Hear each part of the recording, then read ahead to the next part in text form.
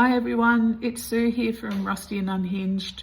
I've just about to show you my next recently finished project, which is a 3 mirror dressing table that I picked up for free. I decided, because it was free and because I was in the mood, I decided to do a little experiment on this piece. So it's a bit different to what I would normally do. So I'm not even sure how I feel about it. I don't think I'll repeat it. I know it's going to appeal to quite a few people, and I know it will sell. I'm pretty confident it will sell. But I don't know. I wouldn't buy it myself. So I don't always do things to suit my own personal taste. I try to do a broad range of things, but this one is just a little different for me anyway. And so I've got mixed feelings about it. Quite happy to hear what you think in the comments. Some people will find it lovely. Some people will go, oh God, what did you do that for? Anyway, it was just an experiment. It was free. It was dumped actually outside of somebody's house because they didn't like it anymore, and they were probably saving on tip fees. Anyway, I'll show you. These vintage 3 mirrored side-winged dressing tables are coming back into fashion, but maybe not like this. So our Cat McGee has been using this for the last few months, 2-3 months, as his spot. He's about to lose it, but he'll get another spot. Just showing you the dings. It's actually in pretty good condition, generally speaking. It's got very few repairs. It's got one of the legs has got a huge chunk missing out of it, so I'll be repairing that. But apart from that, until I start breaking it down, having a real look at it, pulling it apart, I mean, that's the only issue that I can see with it, apart from that it needs to be re-stripped and refinished. Okay, so all I'm doing obviously is starting to remove the old stain using carbide scraper. I have got my favourite carbide scraper, which is the orange handled one, but I actually have been experimenting with a few Temu, I don't know how you say it, products, and I actually bought a very cheap carbide scraper from Temu the other day, and this is my first time using it. It's not bad, but soon I will default to using my orange one. The orange one still is much better, but it's sharp and good and it works. Not quite sure what the difference is, but there is a difference.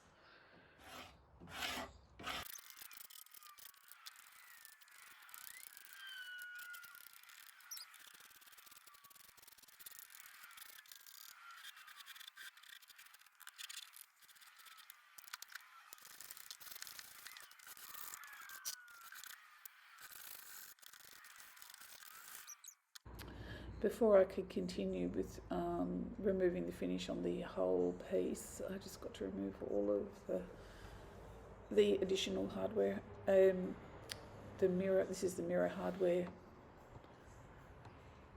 and all of the hardware.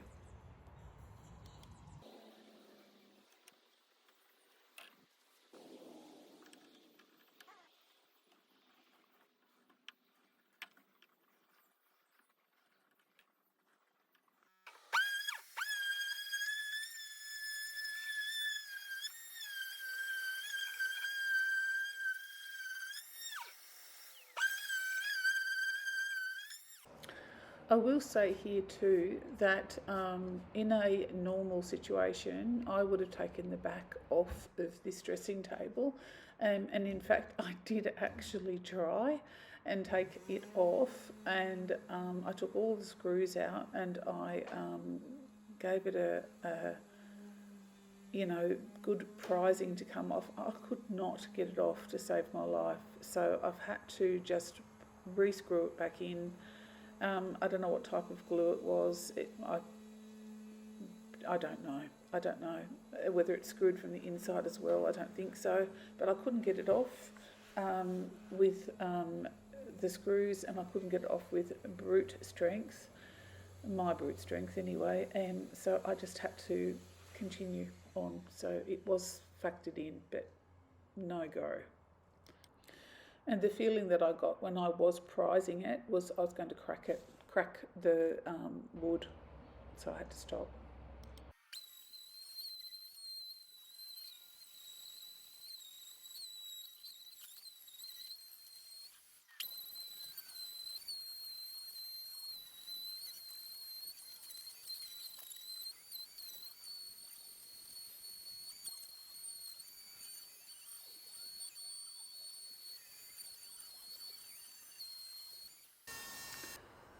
Oh, on the home wood stretch now regarding sanding, it's so time consuming and laborious. I skip a lot of it because it's just too much to watch. But getting there. Nice little bit of wood underneath.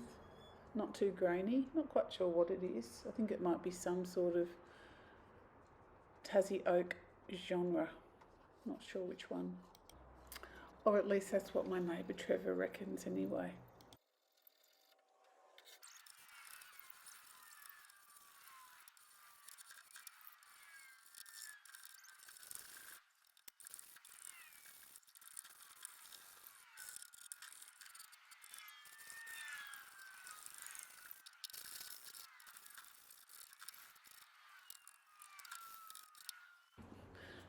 This leg, I'm just going to do a little repair on it. Structurally, it probably doesn't need the repair, but I'm doing it anyway just from an aesthetic perspective and just to strengthen it to make sure.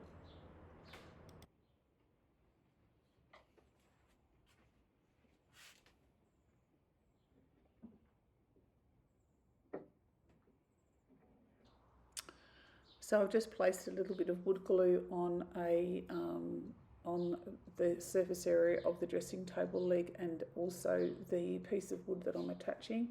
The piece of wood that I'm attaching, I've also made sure that the grain of the piece of wood that I'm attaching runs alongside or in alignment with the grain of the wood on the table. So they both run in the same direction, which is important when attaching or clamping on a piece of wood. And I believe the dressing table is a Tassie oak genre, and the piece of wood that I'm attaching is a piece of Tassie oak that I just happen to have spare, just a little bit. And there'll be a little gap in the finish, which I'll end up just doing a little bit of wood filler on.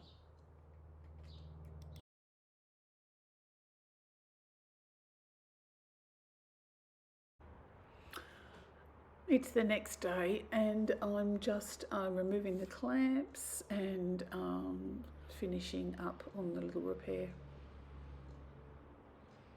So I've already cut the end off with I just used a multi-tool, but I just need to finesse it.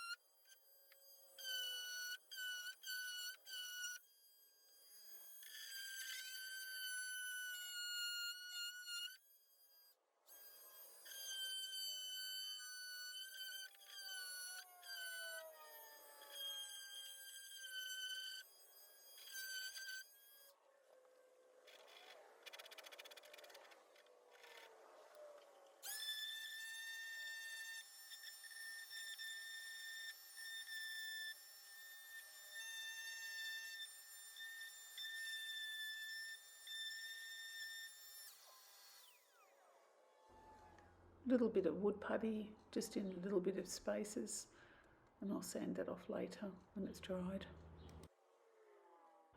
So when I was looking about, I found these two great big, huge, bent and twisted at weird angles vintage nails. It seemed to be serving no purpose, and I just decided that they were a safety issue because they were sticking out both ends, and I just decided to reef them out, and if there was going to be repairs to do after that, I would do them. But thankfully I was correct, they did not serve any purpose. And the jaws, the sliders, etc. didn't need any repairing.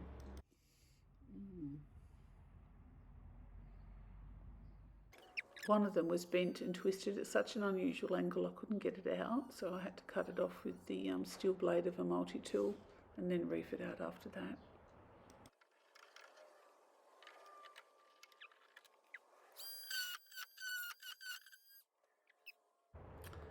Onto the mirrors now. I probably will only show you one mirror, and then I'll just copy the repeat for the next two.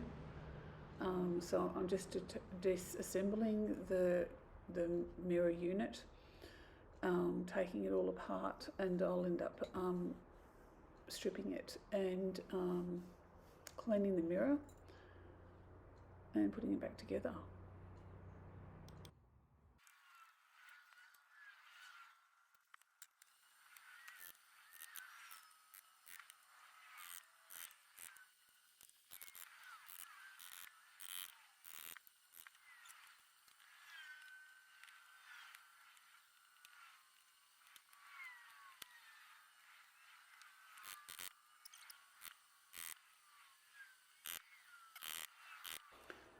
Tiny little, really sharp little nails holding those little protectors in that are protecting the mirror from falling out. Really hard to get out.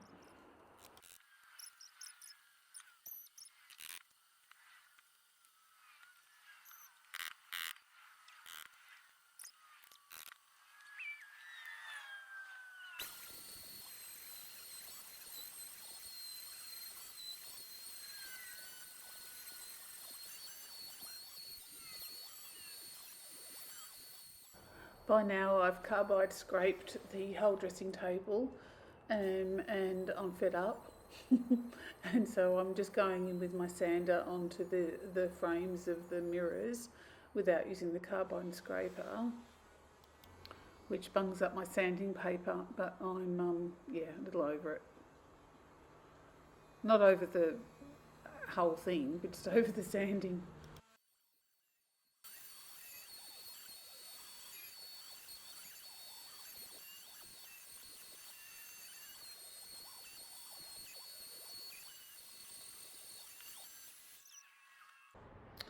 Now that I've got one sanded through the various grits to achieve a smooth finish with relatively closed wood pores, I'm just going to give it a little one coat of treatment with oxalic acid. They're pretty clean actually, these mirrors, but not perfect. So I've already done the treatment on the dressing table, the full piece, but I haven't done it on the mirrors yet.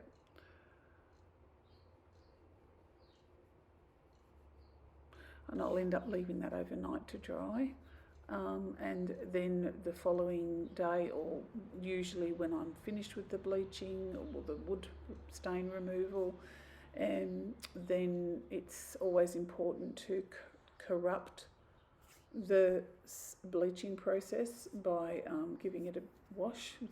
I usually use a tiny bit of detergent and a little bit of bicarb soda in my water, and that just stops the process. It stops the bleaching process.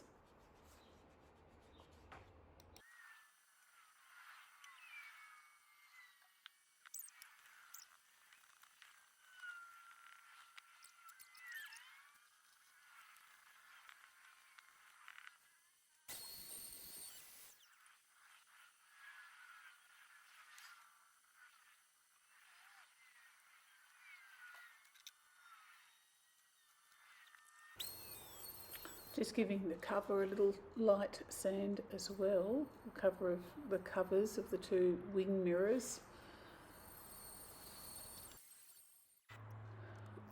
So I've sanded now all of the mirrors and the whole shell of the unit, so I've just got the drawers to go. So just removing the hardware now and doing a little bit of carbide scraping on those. Getting there.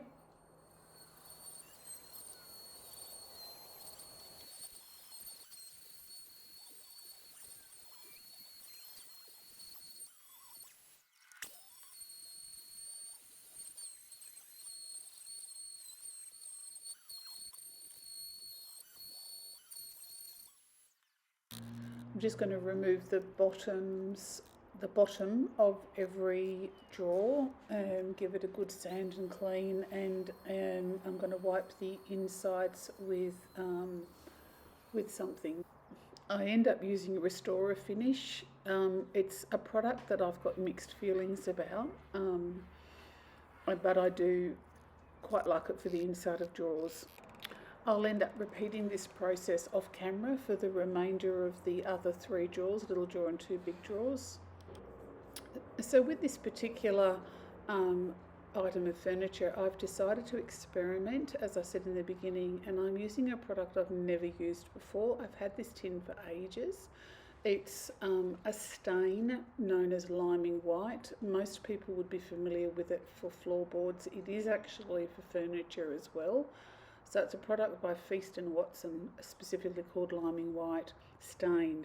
And it's no different to using oak stain, walnut stain, jarrah, Baltic pine, all of the different stains. It's the same, only it's a white stain. So the intention of the liming white stain, well, it really depends upon the user, but one coat can be quite translucent, so it still reveals the wood underneath or the grain underneath, but you can add layers to build up the level of opaqueness that you want with it. Furniture flippers would probably find a similar outcome with paint wash. But anyway, look, I just decided I wanted to try this. I wanted to experiment. I got this piece for free outside somebody's house, so I thought I'm just going to try it. So it ends up looking quite beachy, and I imagine a lot of people would find that look quite appealing. It's just not a look that I like, that I go for. But it's an experiment. Let me know what you think. So to get the translucent or the opaque effect, it's important to slap it on, but then wipe it off with a lint-free rag, which I'm doing. To get that effect, the less opaque you want it, the more layers you'll do.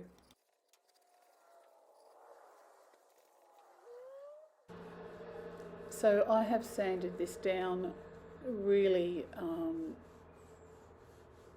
the top anyway, beautifully. I'm just going over it with a sanding sponge. I think it's about a 240 grit, and just into the grooves. There's some, hard to pick up on camera, but there's some routed grooves on the top sides of the 2 tops, and I'm just making sure that I'm getting all the original brown stain out, and also sanding it as well, and getting it ready for its first coat of lime white stain.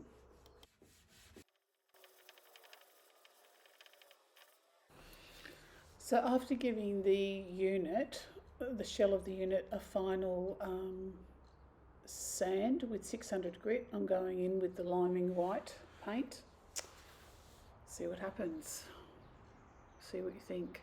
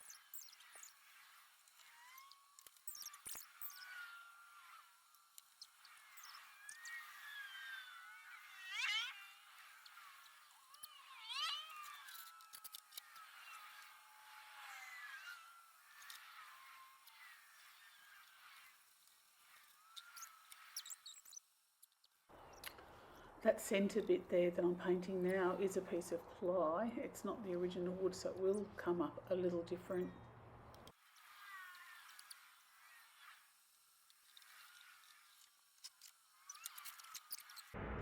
Okay, so it's the next day. The liming white stain has now dried. It's looking on camera, I can't quite see it as well as I can in real life, but it does have that lovely soft milky opaqueness to the wood. A few little touches before I do a final varnish or an actual varnish on this unit.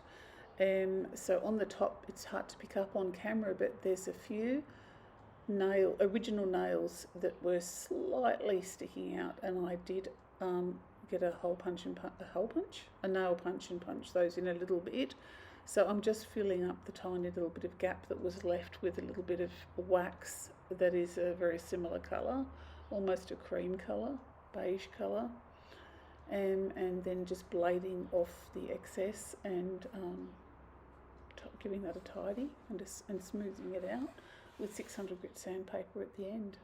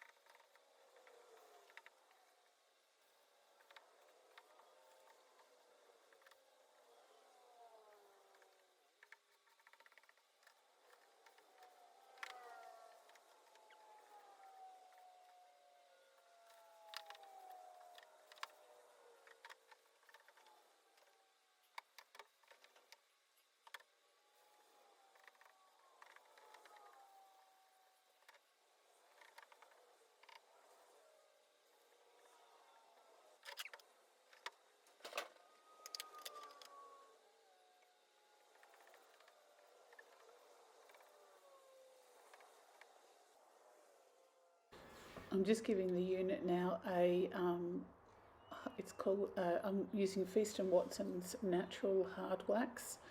Natural meaning it's a natural colour, meaning it has no colour or no tint, so it's retaining the, whatever I've done with the liming white paint, it's retaining that, it's just providing a protective coat over the top. Yeah. So after varnishing the unit, including the drawers, I actually had a total change of heart about the hardware that I was using. So I was planning to use the original hardware, which was those big dongly things that you saw at the beginning, and I did boil them, scrub them. They were brass plated, not brass. And I changed my mind. The lime white effect on the dressing table now doesn't suit the dongly things. So I've actually gone and bought some new hardware, and so I'll have to do a little bit of sanding and varnishing again on these drawers, because I'm putting in new holes, covered up the old ones already off camera, only because time's ticking away and I don't want to have the video be too long for you. So I've already filled the holes, sanded the holes, and I'm now drilling new holes, just making sure they're centred, or sorry, where they should be, not centred. And here I'm just doing a little paint repair on the original holes, just to make sure that they're covered and blending in, and I haven't done a very good camera angle there for you, but it does actually blend in the end. Looks good. And I do varnish it at the end again and sand it.